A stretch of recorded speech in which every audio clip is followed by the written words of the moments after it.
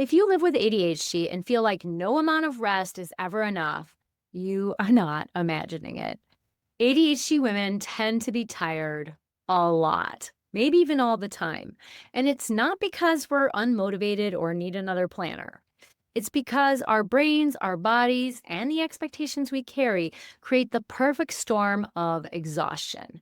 And today, I want to break that storm down, the hidden reasons behind ADHD fatigue, and why so many women who look high achieving on the outside are secretly running on empty inside. So let's start with one of the biggest culprits, our tendency to say yes to many things.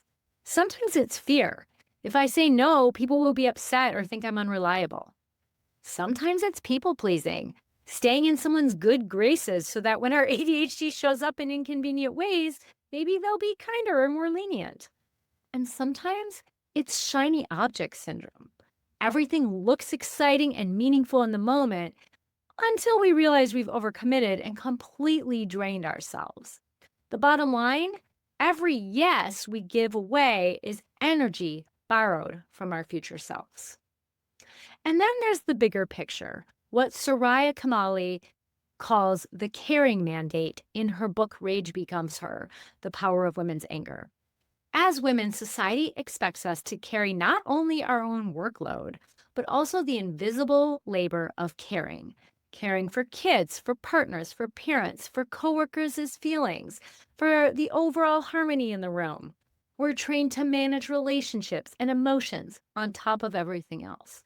Now, add ADHD into that mix. We already have to work harder to organize, to follow through, to stay consistent. So what do? We pile on even more to prove that we're capable. And the cost of that is often our energy. Another reason ADHD women are constantly drained is because even simple tasks can take longer. On distracted days, getting motivated and focused feels like pushing through quicksand. Something that should take 20 minutes ends up swallowing 2 hours, or maybe 4. Or sometimes we end up using a lot of time to go back and fix things that we missed when we weren't focused. Or we tell ourselves, this will just be quick, only to discover that we have grossly underestimated the time by half. Hello, time blindness.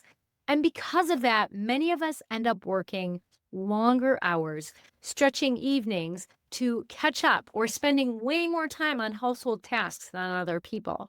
The result? Less true downtime, fewer chances to recharge, and a body and brain that never really stop. So here's where the neuroscience comes in. ADHD brains rely on dopamine and norepinephrine to focus, but those systems can be fragile. They can tire out more easily under stress. There's also the brain's switching mechanism. Neurotypical brains move more efficiently between the default mode network, where your mind wanders, and the task positive network, where you focus. ADHD brains don't make that switch as cleanly, and that inefficient toggling burns more mental fuel. And then there's the emotion regulation piece. ADHD women spend enormous amounts of energy calming ourselves, managing reactivity, keeping overwhelm in check, dealing with other people's bullshit. Oh, wait, that wasn't one.